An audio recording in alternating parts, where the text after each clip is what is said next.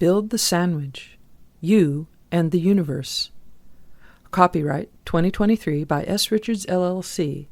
All rights reserved. This is the first ebook U.S. edition. No part of this book may be used or reproduced in any manner whatsoever without written permission, except in the case of brief quotations embodied in critical articles and reviews. For more information, contact S. Richards, LLC, P.O. Box 780-803, Orlando, Florida 32878. The author of this book presents the information here in good faith. To the best of her knowledge, the information is factual and free from gross error. The author assumes no liability for any results or any conclusions that may be based, in whole or in part, on this material. Build the Sandwich, You and the Universe. We are building something. The sandwich. Brenda is about to sit down and watch a movie, but, she's hungry. Then comes a knock at the door.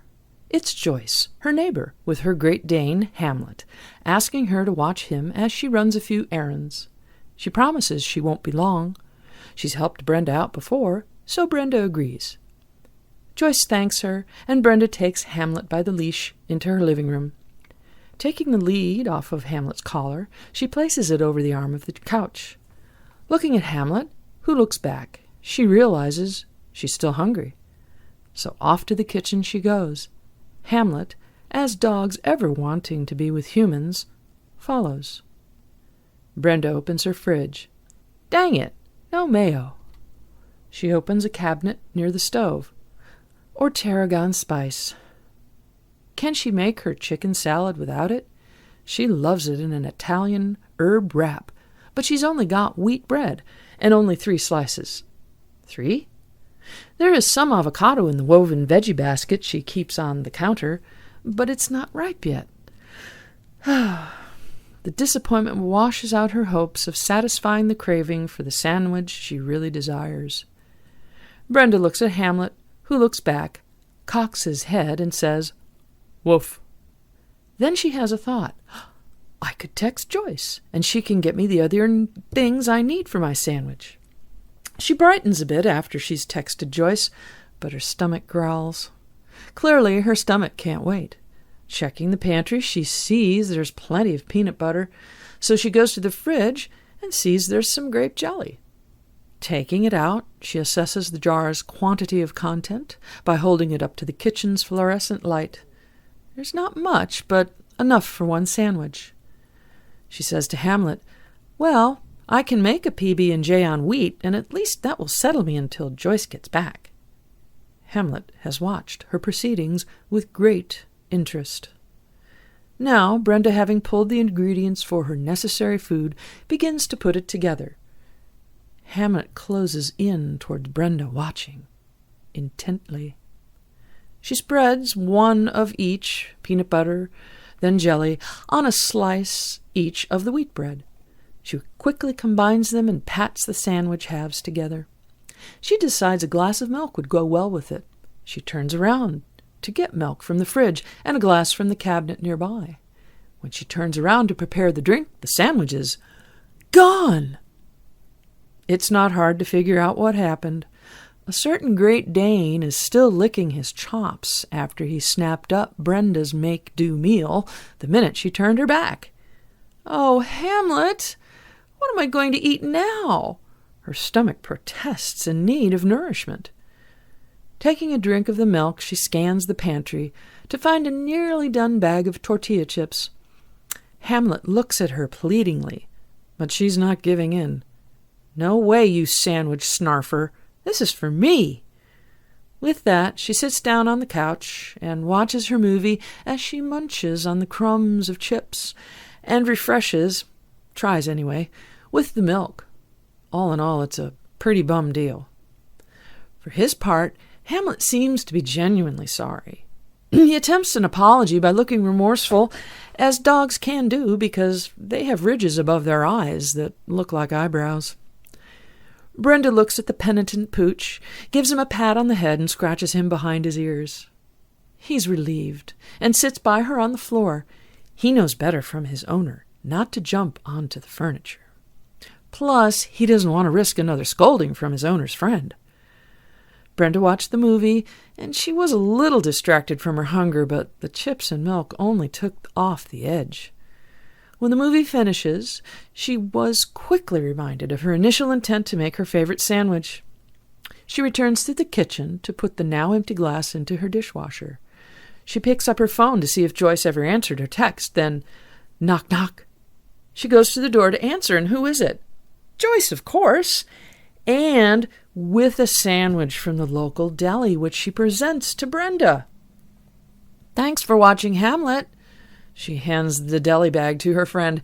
Hamlet is naturally brightened and wags his tail at the sight of his owner. Thanks so much for this. I super appreciate it. I just happen to be hungry, too, so it will taste especially good. She secures the sandwich in her grasp as she sees Hamlet sniffing the air. Oh, it was no trouble. I got your text about needing the mayo and tarragon, but I thought, why not get it from the deli so you don't have to make it? Oh, that was so thoughtful. Thanks again. And being friends, they hugged. How was Hamlet? Did he behave? Joyce pats her happy Great Dane on the head as he's wagging his tail. She scratches him between his ears. Brenda thinks to tell on the pup, but he looks over with big sad eyes to beg his defense. Please don't. I'm really sorry. Oh, he was just sweet and sat with me at my feet as I watched the movie. Very good boy. Didn't jump on the couch or anything. He was well behaved. She puts her finger to her lips and looked at Hamlet, as if to say, our secret. Great! And here's a treat for my good boy. Joyce pulled out a large, savory milk bone from her jacket pocket and gave it to Hamlet. In one gulp it was gone, and he looked for another. No, no, Hamlet, wait until we get home. I've got a whole box for you, and some dog food, too. To which he looked very excited to hear as his tail picked up wag speed. Better get him home. I wasn't able to feed him before I left. Well, thanks again, and enjoy your sandwich. Thanks, I will. Brenda opened the door for her friend and her pet. She was still holding the sandwich as she closed the door. Then at last, Brenda sat down at the dining table with her favorite sandwich. She unrolled it from its brown paper wrapping and enjoyed the well-earned gift she desired. The deli style was a little better than she could make, and she savored every bite. She thanked her friend once again in her mind. She also realized if Hamlet had not eaten the sandwich she just made for the moment, she would not be savoring this deli version of her favorite sandwich as much. Yes, even though she had to wait for it, it all turned out to be a blessing she couldn't have imagined. It's funny how it all worked out, better than I thought. Thanks, Hamlet. She smiled, her hunger now satisfied. Until dinner. So, what do friends, favors, making a sandwich, and a Great Dane named Hamlet have anything to do with the law of action? Everything. Because you see, it's within this short tale, not the Great Dane's wagging one, that we find the very essential elements of the law. Yep, there are only 4 steps to actively invite anything you want into your life, even if it's just your favorite sandwich. Now let's begin by picking apart my little story to show you how Brenda and the universe built the sandwich. Thought. Brenda has already acted on a thought before we join her in the story. She wanted to watch a movie, and now she's sitting down to do just that. Then her hunger pangs kick in. Maybe she just came home from a workout, or it's past her normal lunchtime. Why ever Brenda is hungry, she recognizes it and has the thought of eating her favorite sandwich. Thoughts. We have them all day, quite a few thousand of them, too. I don't need to convince you of that. You know it's true. What you may not be aware of is all the ones just passing through, and that's important, because if we manifested instantly everything we thought of, can you imagine? We'd likely spend more time undoing things we had not intended to manifest than creating what we really do want to manifest. This is why the warning, "Be careful what you wish for," is important to consider when you are using the law of action intentionally. We see a lot of unintentional manifesting in our life until we understand the law, recognize its constancy, and with awareness of the steps and armed with knowledge, we can utilize it for best outcomes. So does that mean all outcomes you intend to manifest are best for you? Not always. I have manifested conditions in my life that I absolutely desired with all my heart. It was joyful and ecstatic, but then I started to feel trapped by the circumstances and the people I had invited into my life. I had to search within myself, and through meditation and journaling, I thought of new and better outcomes. I changed my outer situation by starting from within with my thoughts. Now you might be thinking, were the circumstances I initially so desired worth it? Yes, definitely yes. And why is because I learned valuable life lessons that enabled me to create an even better life for myself. That explains why we go through tough times and easy times. To be able to discern between the good and the bad stuff that we created for ourselves, and also to learn lessons that get us closer to our best, highest authentic self while we're knocking around this old planet. And this all begins with simple thoughts, or complicated ones, often connected to one another. Brenda's simple thought for a sandwich is her first step to creating it into existence. But she gets distracted with a knock at her door. Have you ever had a thought to do something then got distracted? I'd be very surprised if you said no. We are all distracted at times. You were going to start a load of laundry and your phone rings. Suddenly it's an hour later, and you still need to wash those dirty clothes. Small stakes, I know, so let's up the ante. You want to buy a newer car. You saved up some money for a down payment, but you want to have enough to make your payments fit into your budget. Then your current car breaks down, and because it's a serious repair, you end up spending a chunk of the money you wanted for the newer car. Setbacks. That's all I'm pointing out. Sometimes you simply need to regroup and look for other options, or you stick to your plan and persevere. You know this doesn't happen only with cars. It happens with careers, homes, relationships, health, finances, pretty much everything in our life. Why? Because it's inevitable that we are experiencing the effects of all our thoughts all the time, and how we feel about them is right behind them. And the next step. Emotion. In Brenda's case, she is distracted from her thoughts to make a meal by her friend Joyce, who needs a favor, watching her dog while she runs a few errands. It works for Brenda, who wanted to stay home anyway, so she accepts and everyone is happy. Joyce leaves and Brenda heads to the kitchen to make her sandwich with Hamlet watching her. Her feelings or emotions over being hungry are peaking. She checks for the ingredients that she expects she has. However, she is disappointed to discover she has no mayonnaise and no tarragon, both essential ingredients to create the sandwich. She looks over the other available items she has for the sandwich, but it's not really going to make what she wants. Further disappointment. Then she brightens over her thought to text Joyce, asking her to buy the required items while she's out on her errands.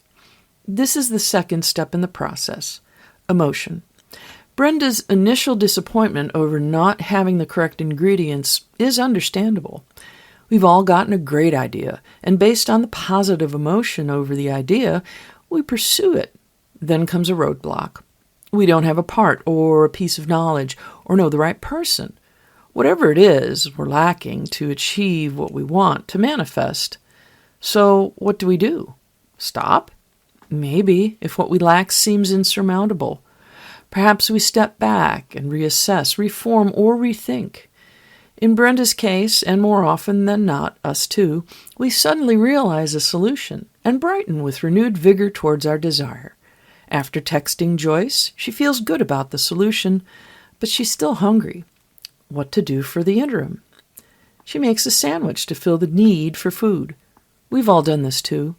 While we have this wondrous job, house, car, relationship we want to manifest, it is just out of reach. So we find ourselves manifesting something that is good enough for the time being. It's easiest to relate this to a career path. You want that perfect job. You're suited for it, but it's not yet available, and because you have bills, you get another position in the same company. Maybe it's related to the position you're really waiting for, and at least you're in with your desired employer. So you wait. You're happy about being there, and you satisfy the need for money, like Brenda satisfying her need for food with the peanut butter and jelly sandwich.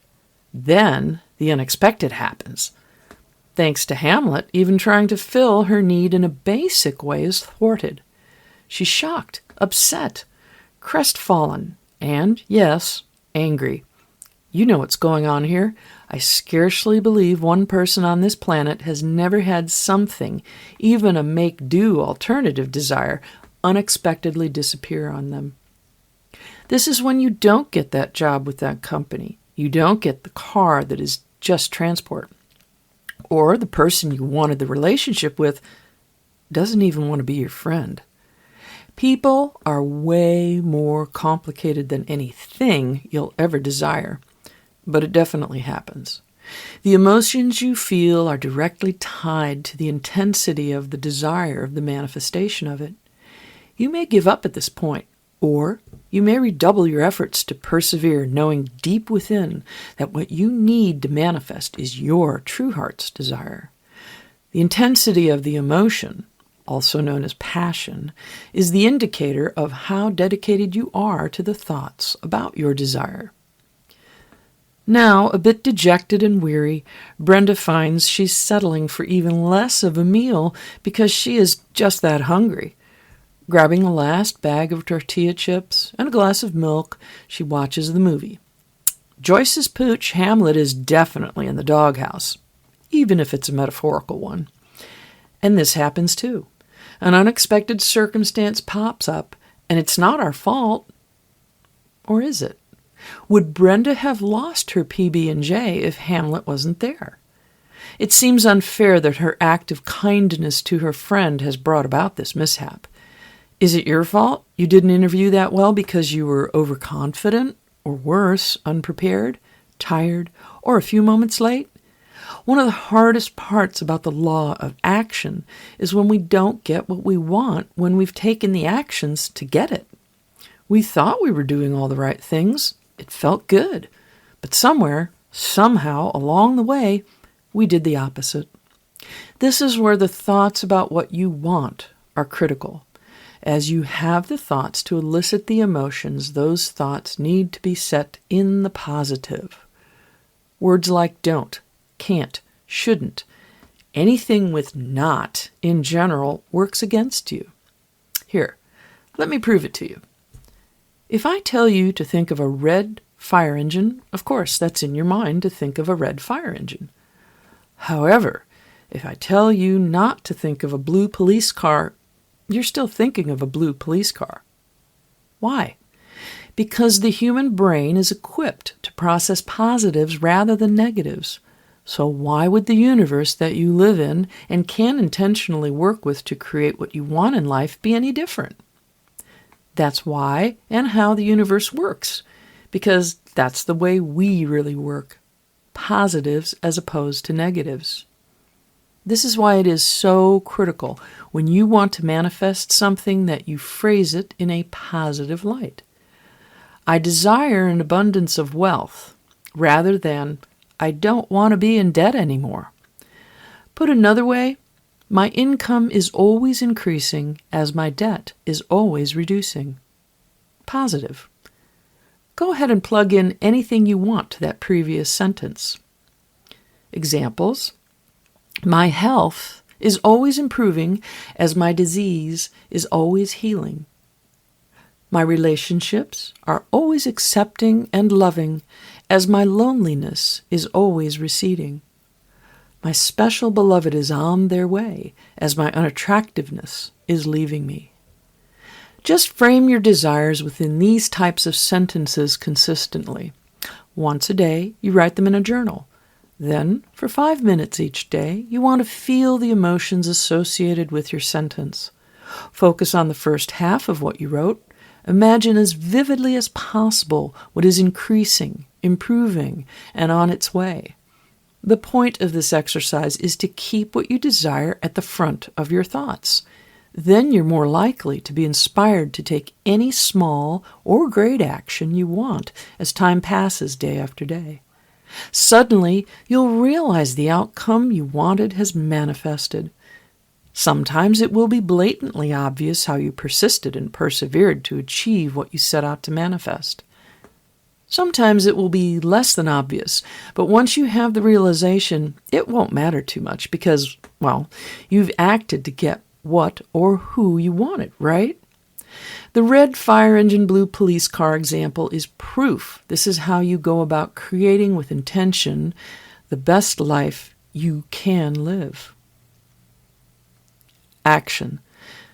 So back with Brenda, we've seen that based on her thoughts and her emotions over the thoughts, that she has taken all the actions to make a meal of something to satisfy her hunger. She's had to alter her plans as they were thwarted. She kept taking actions as she needed to reassess after the unexpected circumstances occurred. Regardless of how she invited those conditions to play out, she had to deal with the consequences. Taking action is probably easier than admitting we're totally responsible for what we are experiencing, but it's still difficult for many people. Do you know anyone who talks a lot about how they'd love their life to be, complaining about their current circumstances, and yet nothing changes for them? So they complain about that too. Thought so. Yep, we can all be that person, and whatever is driving your lack of action on your desires can only be discovered within. The answers may be inspired by another person, place, or thing, but ultimately, you need to take the actions needed to manifest all that you desire in your outer experience. Think about that word, action, and look at what this whole book is about. The law of action. That was my realization when I hyphenated the word attraction, as in the law of attraction. Let's face it, you can't ignore action if you want what's called the law of attraction to work for you. I just removed the confusion so it's more obvious. The law of action. It says what it is, nothing woo-woo or mysterious. This law is about you doing an action based on a thought that you attached an emotion to. Rather than being unaware of your inner process feelings, you have no control of what's happening to you. What do I mean by that? Just this. Because you have thoughts and emotions about those thoughts constantly, you are unconsciously generating the motivation to conduct the actions to manifest the circumstances of your life. Think about that for a moment. In Brenda's case, it's the thought that she's hungry. She thinks of a tarragon chicken salad sandwich, and because she feels happy about it, she takes the action of getting up off the couch to make it. If she didn't take action to change her circumstance of being hungry, the sandwich would just exist as a feeling good thought in her mind as she continues to perpetuate her hunger. If she never gets off the couch, she will think and feel worse about her lack of that sandwich that she wants to manifest. I've been here at times in my life, and perhaps you've been here too. I've sat on that couch until it was painful. Why? Because I'm more afraid to get up and act than if I stay seated. Most likely, it's because I need something. It could be knowledge, or calling someone, or journaling about my fears, or a combination of any actions. Personally, if I find I need more information about the thoughts making me feel good and wanting to manifest a desire, I go to the internet or books to research. Just grabbing any resource for more information can propel you to the next action. Then you remember a friend who has already manifested something like what you want. Call them. Ask them. Picking up the phone is an action, even if you're still sitting on the couch. What I find, and I think and feel you will too, is that one action leads to another. Soon you are planning your next move. As the momentum of action after action facilitates more thoughts and emotions over the thoughts, you are encouraged and stick with it to manifestation. Yes, the unexpected dog eating your mediocre sandwich may happen, but at least you're on your feet and thinking of alternatives. The universe likes to surprise and challenge you, which is just you leaning into the actions to meet that challenge, so you grow. Yeah, it's painful, and at times it's excruciating, but you only fail if you don't get up. And it's okay to take a moment and not get up right away, depending on the severity of the derailment. In my case, it was cancer. It kept me from progressing on my path to becoming a mindset mentor. In hindsight, I can see why. I have more to offer now, more experience. Since the treatments, today, 8 years in remission, I see how my thoughts, emotions, and the actions I took manifested a positive outcome with my health and adapting to grow into my best life. Manifestation. As Brenda's movie ends, the chips and milk only took the edge off her hunger. She returns to the kitchen to put the glass in the dishwasher, and she checks her phone. Did Joyce answer? And as if by some intuitive connection, there's a knock at the door. It's Joyce. And what do you suppose? Has Joyce come through and picked up the ingredients for the sandwich? No. It's even better. She presents Brenda with her absolute favorite version of the sandwich from the deli, where she was inspired to try and make it herself. Is this an accident or by design? Brenda isn't thinking either, as she is grateful for Joyce's completely appropriate gift and thank you for watching her Great Dane. Better than Brenda expected, the outcome of her desire for her favorite sandwich was manifest through the universe because she did Joyce a favor. She overcame the setbacks and managed to work with what she had to give her body some type of nutrition. She took all the actions needed based on her emotions when she thought about eating her favorite sandwich. Little did she know when Hamlet ate the PB&J that her heart's true desire would manifest through Joyce and beyond her expectations. This has happened to you in so many ways. You've taken action towards your desires, and the universe is always compelled to help you. You can make connections, and the exact person you need is available on your day off to chat about your business plan, career move, or project. You are out shopping, and you wish that cool-looking tan box came in a darker brown. Boom! There it is, further back on the shelf. Side note, when I go in to browse a shop and the sales clerk asks me, "What are you looking for?" I say, "I'll know when I find it." If you approach your life with this type of awareness, you open yourself up for many happy accidents. But I know better. There are no accidents when you ally consciously with the most powerful force ever, the universe. Yes, even the huge stuff, especially the huge stuff, because you've worked with such focus for so long and with such passion that all the steps, even the painful ones, are part of the process. Though I must admit, once the ball is rolling, so to speak, you will find things manifesting more quickly. That's because as you recognize each small success, it will crescendo into a clarity and confidence in you that is unstoppable. Clarity is an important key as your doubts and fears recede away and out of your thoughts. You know you are living your best life as your authentic self.